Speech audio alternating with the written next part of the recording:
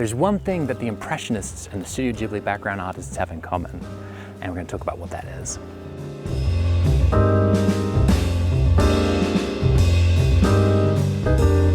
When you look at a Studio Ghibli background, the first thing that hits you might be the details. I mean, like, amazing details. Details for days, but surprisingly, that's not where they begin. In fact, you could be forgiven for looking at the beginning of one of these paintings and thinking that it's painted with the speed, fervor, and a distinct lack of details that you might associate with, say, the Impressionists. Both the Ghibli artists and Impressionists rely on the idea that getting the big, sweeping effects in the painting is high priority. In Impressionism, this makes sense given the practicality of painting outside where the light's changing constantly, and you have no choice but to condense and distill life into its most core visual components. And that light itself is ever fleeting, and the result in Impressionism is a breath of fresh air. And while Ghibli paintings are painted in studio, they still end up going through a stage in their painting that can feel very similar to this. But why? In part, it's the reliance on a water-based medium that dries really quickly that brings about this same sense of urgency. Once you've put something down with gouache, or poster color, its Eastern cousin, you don't have much time to get the large movements, gradients, or soft edges in. You just don't have time to focus on details. They quite often use this wet to dry process during the creation of a masterpiece. So what is the wet to dry technique? In order to extend this time naturally while using gouache or poster color, you at the back of the page of your paper that you're painting on and the front, and allow the water in the paper to continue to feed the painting for as long as possible. While the paper is damp, you can put down paint and have it smoothly create gradients, softly round an edge, or create large textures and transitions in your painting that would otherwise be very difficult to achieve. As the water in the paper evaporates, the new edges that you put down get harder and more defined, and your brushwork becomes more distinct. The paint behaves differently from wet to dry, which is such the wet to dry process. So this is one of the secrets to getting gouache to behave in a wide variety of ways. But this still doesn't add up to more than a few hours, so the clock is on. You have a few hours to pull together the painting at its core. Again, condensing and distilling life into its most core visual components. And it's at the end of this first hour or two that if your painting doesn't truly hold its own yet, you actually might be better off starting a new painting and trying a new, different approach. So thinking about this stage in the painting, what the Impressionists do, and the stage that the Studio Ghibli background artists go through, we have to grapple with a few really simple but vastly important ideas, which is this. Most of life, the scenery we look at, the vistas we admire, the feelings that we get from a location or a painting, it's not held together by the details. It's held together by large relationships, shapes, and colors. Our minds put these basic, quickly glanced at elements together and fill out the rest. This is what the human experience is like most of the time. And the more that we can lean into painting in a way that feeds into the human perceptual system, not just like mimics a camera, but becomes sensitive to the way that we actually operate as humans, the more we get a result that feels natural and compelling. And the paintings that we are creating are generally made or broken at this stage. The stage of what does it look like at a quick glance? Does it actually work or not? And so how do we get good at this, right? The quickest way that I've gotten students to really nail down this idea on this process is to set a 20-minute timer and push them to paint a whole scene with it. Will it turn out perfect? No. Will it turn out good? Probably not at the beginning. That's clearly not the point, but the results are always more compelling and lively than what they would have habitually painted otherwise. And it's the repetitively facing up against the clock that forces you to prioritize getting your forms over your features, getting your impressions over your intricacies. If our painting works at the stage of what does it look like at a quick glance, then they'll work as you move further and further along. If it doesn't really pull together at a quick glance, it's going to take so much work to pull it together as a detailed painting.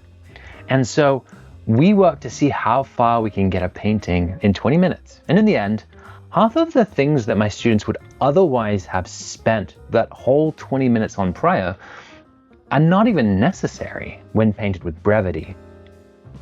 But let's get this right. I'm not saying that we even get rid of details. Remember how those Studio Ghibli paintings actually end up? Details for days. It's just that once we have the whole impression down, we now get to have an informed choice about where we want the details to be in order to serve the painting best, rather than a habitual or compulsive drive to start and finish with details.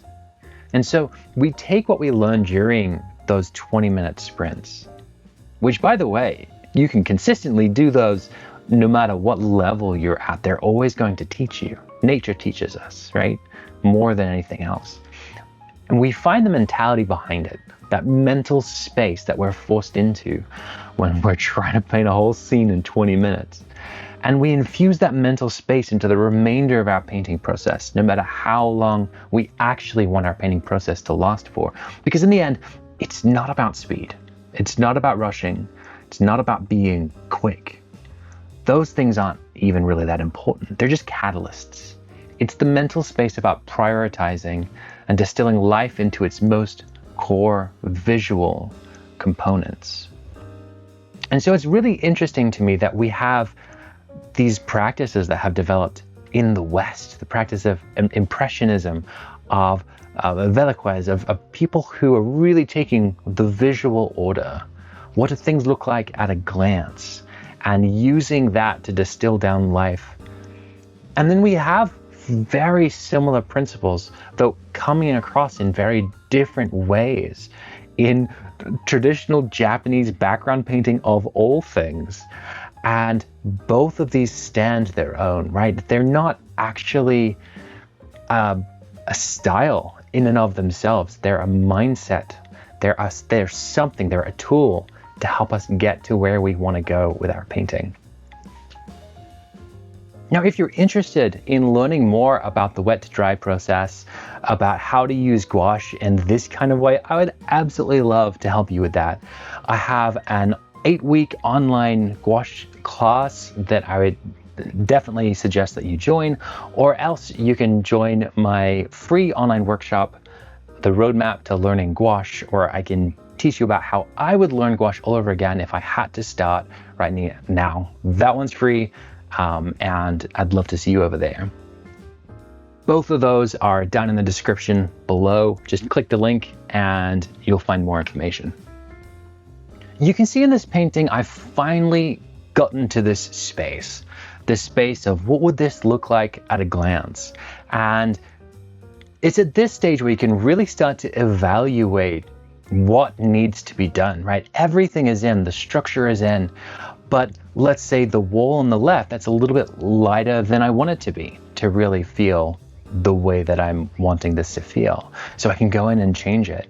And it's about at this stage, right before I'm delving into details, that I have the opportunity to take all the little bits and pieces, the elements that make up the painting, and move them around visually. A little bit lighter, a little bit darker, a little bit more intense, a little less intense. And it's being able to see everything from whole and adjust that whole so that even without details, we can make it make more sense. Now, gouache and poster color, they work in a way that is quite different from oil. The Impressionists work in oil, and oil has this just amazing capacity for what you see is what you get. You know, maybe a couple of weeks or months down the line, the oil is going to sink, and so then you'll get some matte areas and some shiny areas, and the surface is going to change. But really, while you're sitting there and painting, what you see is what you get.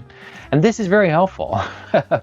And then you go to gouache or poster color, And as I'm painting, you can see all the little cuts. You can see that everything actually changes as it dries. This is because we're working in a matte medium. When something is shiny and is going to stay shiny, then that reflective quality and the values that are there are going to change. The more that its specularity changes, its shininess, the more that it goes from being wet and very shiny to dry and the least amount of shiny possible, then we're going to get a big change in value as it does that. And gouache, my friends, is the one that changes the most. And so that you definitely have the ability to predict.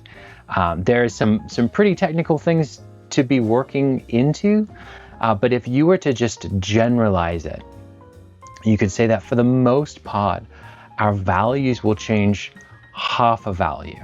If we were to split up our value range into 10, into a percentile, then we're going to be changing at about 4 to 6%. And so that might sound technical. You don't have to approach it from a technical point of view. But as we're putting things down, what this means for us is that unlike oil, where I can really work in a spot, and once I have everything established and sort of get into those details and really nail them down, here I have to place and leave, because for this pillar at the front, oh my goodness, that's really dark. How's that going to feel? It's going to change things. And so even though at this point I have a good understanding about where it's going to end up when it dries, we're going to place it, we're going to leave it and really see where it lands and then come back in for details. And again, this leads us back to this sense of holistic thinking, putting something down, moving to something else, finding and creating relationships, and then double checking them as everything dries. And now we're getting to a stage where most everything is in. And what I'm really trying to do is create details in a way that feel like they actually serve the painting. And so there's a lot in here, a lot of things that I'm not going to push into details with, because as I'm looking at this from maybe a larger sense, you get the whole picture. How much of the wall on the left in the back really needs to be defined? Well, probably not at all. However, how much of the pillar, that main pillar in our face, wants to be defined? Yeah, that actually probably is calling for a little bit more definition. So let me know if you end up doing these 20-minute background drills. I would love to hear about it, and then to hear about how it changes your ability to create large effects in small time. And I guarantee it's really effective at helping you to see and to prioritize.